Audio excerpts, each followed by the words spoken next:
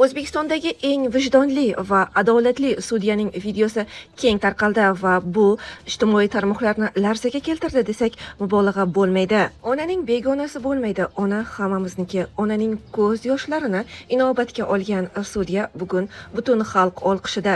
Aslida yo'qchilik ortidagi haqiqat. Ona sudda ko'z yoshi bilan shunday dedi: "Bolam och qolgandan emas, menga non olib berish uchun shu ishga qo'l urgan." Bu gapni eshitgan zaldagilar ham jim bo'lib qolgan. Bir tomondan qonun, bir tomondan esa muhtojlik. Ba'zan insonni jinoyatga yomonlik emas, balki hayotning og'ir sinovlari yetaklaydi. Sudya o'g'irlik jinoyatini sodir qilgan sudlanuvchining onasi bilan bo'lgan suhbatdan so'ng o'g'irlik sodir qilgan yigitni sud zalidan ozod qildi. Siz yig'lasangiz, bizni ishimizni ko'rishimizga xalaqit berishingiz mumkin. Shuning uchun imkon qadar yig'lamaslikka harakat qilib, faqat savollarimizga aniq javob bering. Bolamdan boshqa bolam yo'qda sudiyada. Aynan ketishlardan yordam beringlar. Yordam bering. Ikkinchi bunaqa ish qilmaydi. Hozir sizga aytamiz, savollarimiz bor. Savollaringizga javob berib oling. Ha? O'zingizni qo'lga oling. Sizni kimligingizni bilib olaylik birinchi. Xalaqit berib qolasiz ishingizga. Shuning uchun iloji boricha sud ham sizni tushunadi. Imkon qadar savollarga aniq javob bersangiz bo'ladi. Alloh razı olsun. Yaxshi. Ash suvdan ichib oling, qo'plab oling. Bu topama shularni ham endi jalb qilaman. Xudo xolasa halol yo'lda ishlashadi. Pensiya olasizmi? Pensiyaga chiqolmayapman sudyajon. Chiqqaningiz yo'q hali. Yaxshi.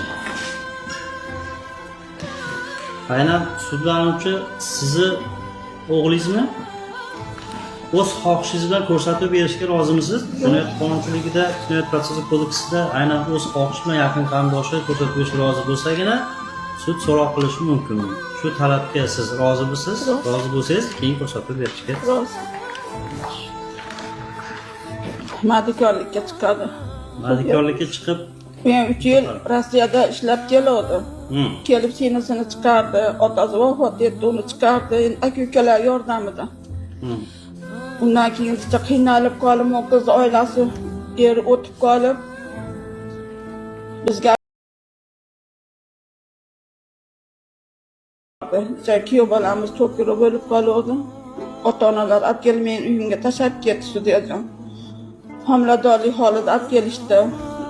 Men akasi bilan men bu qizni dunyoga keltirdim, farzandini. U bola hozir bog'chada.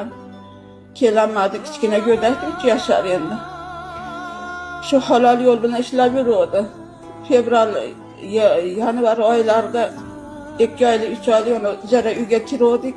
Shu yerda shu voqealar bo'ldi. Qiynalib, nochor bo'lib, bu bolasiga doktorga tushib qolib, o'zini tushib qoldim doktorga. Nochorlikdan shu ishni qilib qo'ydi-da sudyajon. Kechiringlar, sudya.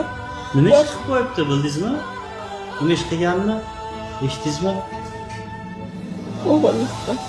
Savolingiz yo'qmi? Taklifi bormi? Aynan. Sudlanuvchiga nisbatan qo'llanilgan qamoqqa olish ta'ziri ehtiyot chorasi bekor qilinib, sud zalidan darhol qamoqdan ozod qilinsin.